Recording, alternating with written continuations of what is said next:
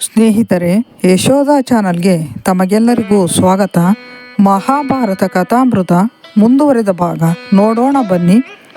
ದಮಯಂತಿಯು ಸೈನಿಕರ ರಕ್ಷಣೆಯಲ್ಲಿ ವಿದರ್ಭಕ್ಕೆ ತೆರಳಿದಳು. ಭೀಮನು ಮಗಳನ್ನು ಆದರದಿಂದ ಬರಮಾಡಿಕೊಂಡನು.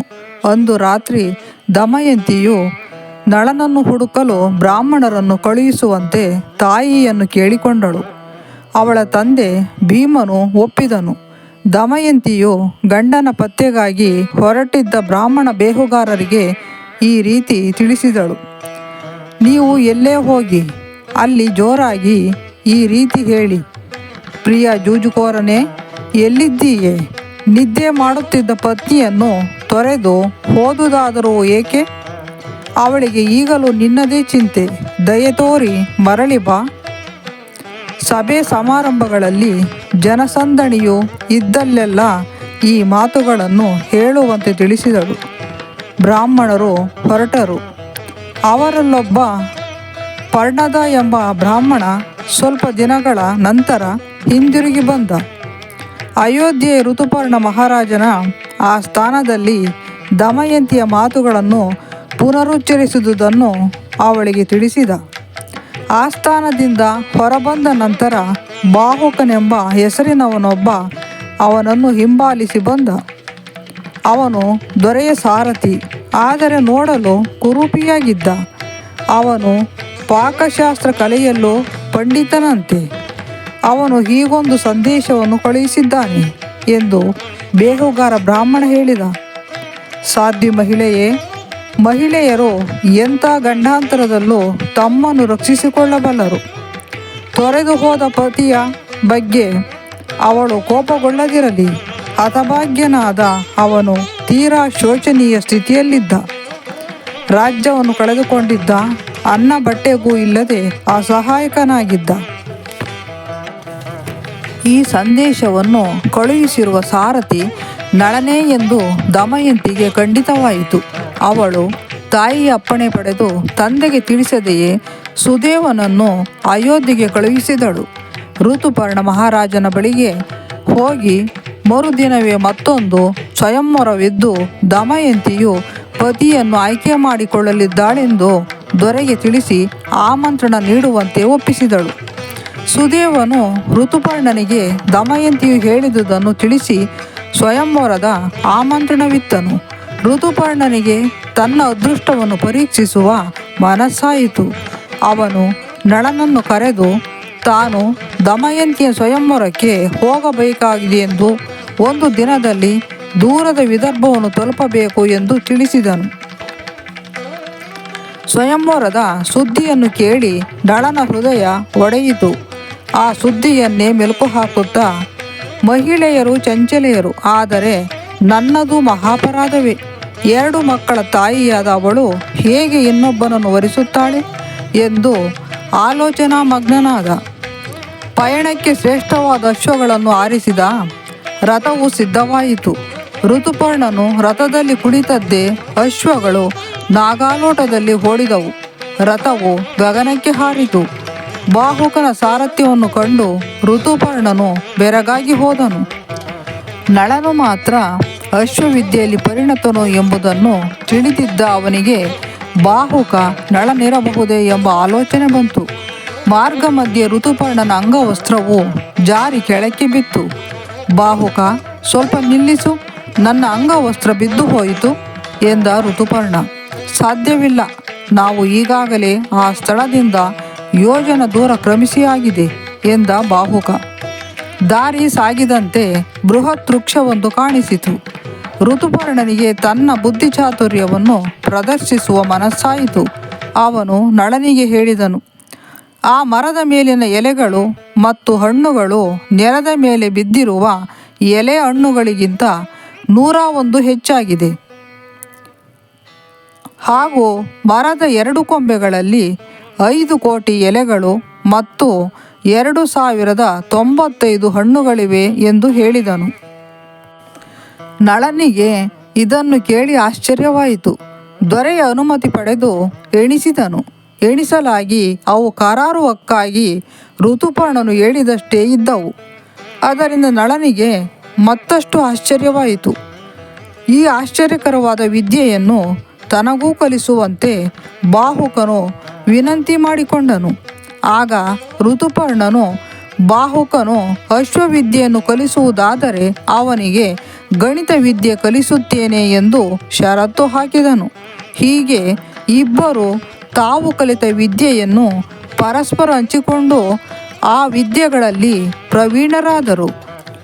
ನಳನು ಋತುಪರ್ಣನಿಂದ ಪಗಡೆಯಾಟದ ಗರಗಳ ರಹಸ್ಯ ವಿದ್ಯೆಯನ್ನು ಕಲಿತು ಆ ಆಟದಲ್ಲೂ ಪರಿಣತನಾಗಿದ್ದನು. ಋತುಪರ್ಣನಿಗೆ ಅಶ್ವವಿದ್ಯೆ ಕಲಿಸಿ ನಳನು ಅವನಿಂದ ಅಕ್ಷಹೃದಯವನ್ನು ಕಲಿತು ಅದರಲ್ಲಿ ಪಾರಂಗತನಾದನು. ಆಗ ಕಲಿಯು ನಳನನ್ನು ಬಿಟ್ಟು ಓಡಿ ಹೋದನು. ನಳ ಮತ್ತು ಋತುಪರ್ಣರು ಪಯಣವನ್ನು ಮುಂದುವರಿಸಿದರು. ಅವರು ದೊರೆ ಭೀಮನ ರಾಜಧಾನಿ ಕುಂಡಿನಿ ನಗರವನ್ನು ತಲುಪಿದರು. ರಥದ ಗಾಲಿಗಳ ಗುಡುಗು ಸಿಡಿಲಿನಂಥ ಶಬ್ದವೇ ದಮಯಂತಿಗೆ ಆ ರಥದ ಸಾರಥಿ ನಳನ ಹೊರತು ಬೇರಾರೂ ಅಲ್ಲ ಎಂದು ಖಚಿತವಾಯಿತು. ಅವಳು ತನ್ನಲ್ಲಿಯೇ ಹೇಳಿಕೊಂಡಳು, ಅವರು ನಳ ನನ್ನ ಪತಿ, ನಾನು ಅವರನ್ನು ಹಿಂದೆ ಭೇಟಿ ಮಾಡಬೇಕು, ಇಲ್ಲವಾದರೆ ನಾನು ಚಿತೆಗೆ ಹಾರಿಕೊಳ್ಳುವೆ. ದಮಯಂತಿಯು ಅರಮನೆಯ ಮಾಳಿಗೆಯ ಮೇಲೆ ನಿಂತು ಅತಿಥಿಗಳ ಆಗಮನವನ್ನು ವೀಕ್ಷಿಸಿದಳು. ಋತುಪರ್ಣನು ರಥದಿಂದ ಇಳಿದಂತೆ ಭೀಮ ಮಹಾರಾಜನು ಅವನನ್ನು ಹೃತ್ಪೂರ್ವಕವಾಗಿ ಸ್ವಾಗತಿಸಿದನು. ಭೀಮನು ನುಡಿದನು, ಋತುಪರ್ಣ ಮಹಾರಾಜ, ನಿನಗೆ ಹೃತ್ಪೂರ್ವಕ ಸ್ವಾಗತ. ನನಗಿಂದು ಇಂಥ ಸೌಭಾಗ್ಯ ಒದಗಿ ಬಂದುದಾದರೂ ಹೇಗೆ? ಋತುಪರ್ಣನು ಸುತ್ತಲೂ ನೋಡಿದನು. ಸ್ವಯಂವರದ ಸಡಗರ ಸಂಭ್ರಮ ಯಾವುದೂ ಕಾಣಲಿಲ್ಲ.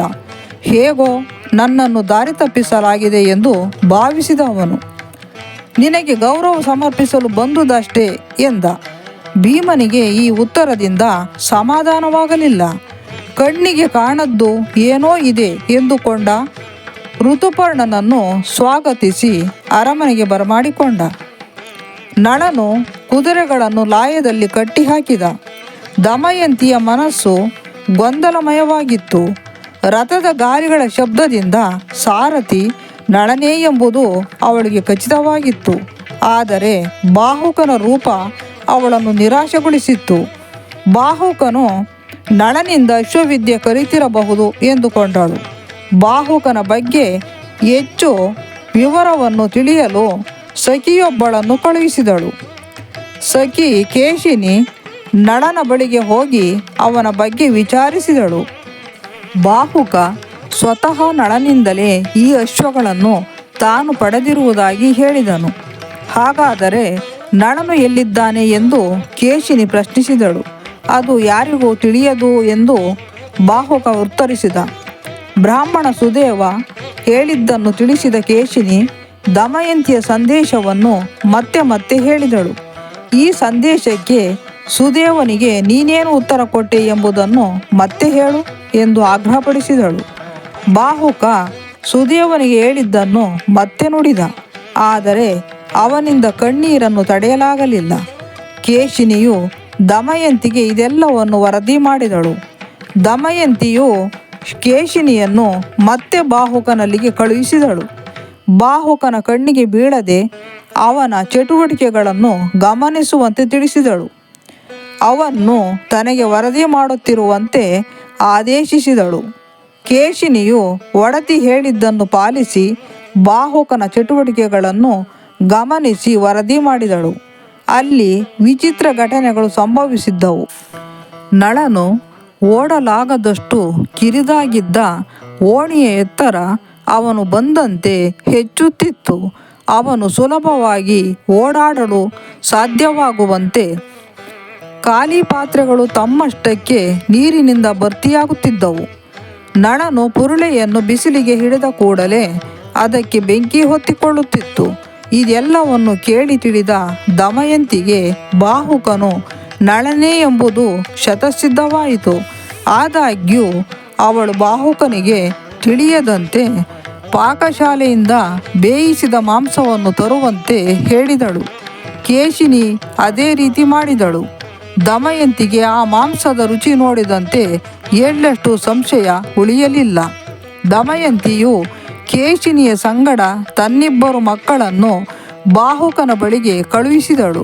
ಬಹಳ ವರ್ಷಗಳ ನಂತರ ಮಕ್ಕಳನ್ನು ಕಂಡ ಕೂಡಲೇ ನಳನು ಭಾವಪರವಶನಾದನು. ಅವರನ್ನು ಬರಸೆಳೆದು ತೊಡೆಯ ಮೇಲೆ ಕೂರಿಸಿಕೊಂಡು ಮುತ್ತಿಟ್ಟನು. ಅವನ ಕಣ್ಣಲ್ಲಿ ಆನಂದ ಬಾಷ್ಪವು ಸುರಿಯಿತು. ಕೆಲವು ನಿಮಿಷಗಳಲ್ಲೇ ಚೇತರಿಸಿಕೊಂಡ. ಅವನು ಕೇಶಿನಿಯನ್ನುದ್ದೇಶಿಸಿ, ಮುದ್ದಾದ ಮಕ್ಕಳು, ಇವನ್ನು ನೋಡುತ್ತಿದ್ದಂತೆ ನನ್ನ ಮಕ್ಕಳ ನೆನಪಾಯಿತು ಎಂದನು.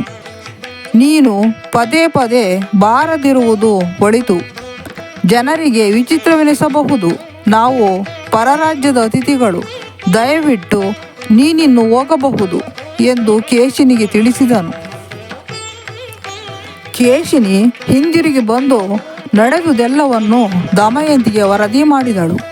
ದಮಯಂತಿಯು ಕೂಡಲೇ ಕೇಶಿನಿಯ ಮೂಲಕ ತಾಯಿಗೆ ಒಂದು ಸಂದೇಶವನ್ನು ಕಳುಹಿಸಿದಳು. ಬಾಹುಕನೇ ನಳನಿರಬಹುದೇ ಎನ್ನುವುದನ್ನು ತಿಳಿಯಲು ನಾನು ಹಲವಾರು ಯುಕ್ತಿಗಳನ್ನು ಬಳಸಿದೆ. ಅವನು ನಳ, ನನ್ನ ಪತಿ ಎನ್ನುವುದು ಇದರಿಂದ ನನಗೆ ಖಚಿತವಾಗಿದೆ. ನನಗೆ ಅವನ ಜೊತೆ ಮಾತನಾಡಬೇಕು ಎನ್ನಿಸಿದೆ. ಅವನನ್ನು ಭೇಟಿಯಾಗಲು ದಯವಿಟ್ಟು ಅನುಮತಿ ನೀಡಿ. ತಾಯಿಯು ಗಂಡ ಭೀಮನೊಂದಿಗೆ ಮಾತನಾಡಿದಳು. ದೊರೆ ಭೀಮ ಇದಕ್ಕೆ ಒಪ್ಪಿಗೆಯನ್ನು ಸೂಚಿಸಿದನು. ಬಾಹುಕನನ್ನು ತನ್ನ ಅರಮನೆಗೆ ಕರೆತರುವಂತೆ ದಮಯಂತಿ ವ್ಯವಸ್ಥೆ ಮಾಡಿದಳು. ದಮಯಂತಿಯನ್ನು ಹಠಾತ್ತನೆ ಕಂಡಾಗ ನಳನಿಗೆ ಭಾವನೆಗಳು ಉಮ್ಮಳಿಸಿದವು. ಅವನಿಂದ ಕಣ್ಣೀರನ್ನು ತಡೆಯಲಾಗಲಿಲ್ಲ. ದಮಯಂತಿಯು ಕೆಂಪು ವಸ್ತ್ರ ಧರಿಸಿದ್ದಳು. ಅವಳ ಕೂದಲು ಜಡೆಗಟ್ಟಿತ್ತು. ಅವಳ ದೇಹಕ್ಕೆಲ್ಲ ಧೂಳು ಮೆತ್ತಿಕೊಂಡಿತ್ತು. ಮುಖವು ಮ್ಲಾನವಾಗಿತ್ತು. ಬಾಹುಕ ತನ್ನ ಕರ್ತವ್ಯ ಪ್ರಜ್ಞೆಯ ಅರಿವುಳ್ಳ ವ್ಯಕ್ತಿಯೊಬ್ಬನು ನಿದ್ದೆ ಮಾಡುತ್ತಿರುವ ಹೆಂಡತಿಯನ್ನು ಕಾಡಿನಲ್ಲಿ ತೊರೆದು ಹೋದುದನ್ನು ನೀನು ಕಂಡಿರುವೆಯಾ? ರಾಜನು ನನ್ನನ್ನು ತ್ಯಜಿಸುವಂಥ ಯಾವ ಅಪರಾಧವನ್ನು ನಾನು ಮಾಡಿದ್ದೆ? ದೇವಾನುದೇವತೆಗಳನ್ನು ತಿರಸ್ಕರಿಸಿ ನಾನು ಅವನನ್ನು ವರಿಸಿದ್ದೆ. ದಮಯಂತಿಯು ಮಾತನಾಡಿದಂತೆ ಅವಳ ಕಂಗಳಲ್ಲಿ ನೀರು ಧಾರಾಕಾರವಾಗಿ ಸುರಿಯಿತು. ನಳನು ಉಕ್ಕಿ ಬಂದ ದುಃಖವನ್ನು ತಡೆದುಕೊಂಡು ಹೇಳಿದ, ದಮಯಂತಿ, ರಾಜ್ಯ ಕಳೆದುಕೊಂಡದ್ದು, ನಿನ್ನನ್ನು ತೊರೆದು ಹೋದದ್ದು ಇದಾವುದು ನನ್ನ ಕೃತ್ಯವಲ್ಲ. ನನ್ನ ಕಾಯದೊಳಗೆ ಪ್ರವೇಶಿಸಿದ ಕಲಿಯೇ ಇದಕ್ಕೆಲ್ಲ ಹೊಣೆಗಾರ. ಈಗ ನಾನು ಅವನಿಂದ ಮುಕ್ತನಾಗಿದ್ದೇನೆ, ಅವನನ್ನು ಪರಾಜಿತನನ್ನಾಗಿಸಿದ್ದೇನೆ ಎಂದೇ ನಾನು ಇಲ್ಲಿಗೆ ಬರುವುದು ಸಾಧ್ಯವಾಯಿತು. ಆದರೆ ದಮಯಂತಿ, ನನ್ನದೊಂದು ಪ್ರಶ್ನೆ. ಯಾವ ಮಹಿಳೆಯಾದರೂ ತನ್ನ ಪ್ರಿಯ ಗಂಡನನ್ನು ತ್ಯಜಿಸಿ ಎರಡನೆಯ ವಿವಾಹ ಮಾಡಿಕೊಳ್ಳುವಳೆ? ದಮಯಂತಿಯು ನಂತರ ವಿವರಿಸಿದಳು. ನಳನನ್ನು ಕರೆತರಲು ಎರಡನೆಯ ವಿವಾಹವನ್ನು ಒಂದು ನೆಪವಾಗಿಸಿದ್ದಷ್ಟೇ. ಸ್ವಯಂವರದ ಬಗ್ಗೆ ಋತುಪರ್ಣನ ಹೊರತು ಬೇರೆ ಯಾರಿಗೂ ಆಮಂತ್ರಣ ಹೋಗಿಲ್ಲ ಎಂದು ಹೇಳಿದಳು. ನಿನ್ನ ಪಾದದಾಣೆ, ನಾನು ಎರಡನೆಯ ಗಂಡನ ಬಗ್ಗೆ ವಿಚಾರ ಮಾಡಿಲ್ಲ. ಇದು ದಿಟವಲ್ಲ ಎನ್ನಿಸಿದಲ್ಲಿ ನನ್ನ ಜೀವನವನ್ನೇ ಬಲಿ ತೆಗೆದುಕೋ. ಆಗ ವರುಣದೇವನು ಪ್ರತ್ಯಕ್ಷನಾದನು. ಸ್ವರ್ಗದಿಂದ ಪುಷ್ಪವೃಷ್ಟಿಯಾಯಿತು. ಸಂಗೀತವು ಗಾಳಿಯನ್ನು ತುಂಬಿತು. ದಮಯಂತಿಯು ಅಗ್ನಿಯಷ್ಟೇ ಪರಿಶುದ್ಧಳು ಎಂದು ವರುಣನು ನಳನಿಗೆ ತಿಳಿಸಿದ. ಮಹಾಭಾರತ ಮುಂದುವರಿಯಲಿದೆ. ಯಶೋಧ ಚಾನಲ್ಗೆ ಸಬ್ಸ್ಕ್ರೈಬ್ ಮಾಡಿ, ಶೇರ್ ಮಾಡಿ, ಲೈಕ್ ಮಾಡಿ, ಕಮೆಂಟ್ ಮಾಡಿ. ಧನ್ಯವಾದಗಳು.